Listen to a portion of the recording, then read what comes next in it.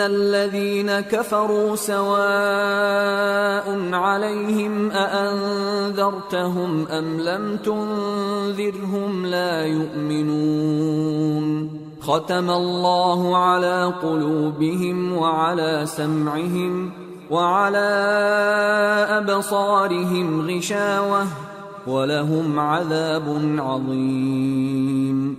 جو لوگ کافر ہیں انہیں تم نصیحت کرو یا نہ کرو ان کے لیے برابر ہے، وہ ایمان نہیں لانے کے۔ اللہ نے ان کے دلوں اور کانوں پر مہر لگا رکھی ہے اور ان کی آنکھوں پر پردہ پڑا ہوا ہے اور ان کے لیے بڑا عذاب تیار ہے۔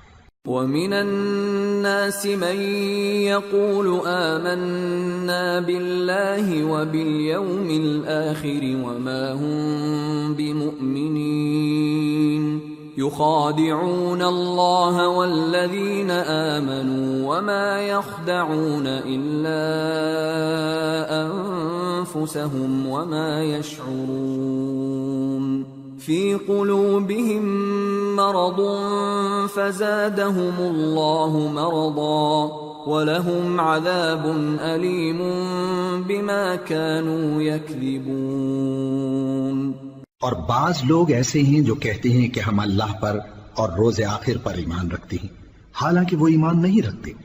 یہ اپنے خیال میں اللہ کو اور مومنوں کو دھوکہ دیتے ہیں، مگر حقیقت میں اپنے سوا کسی کو دھوکہ نہیں دیتے اور اس سے بے خبر ہیں۔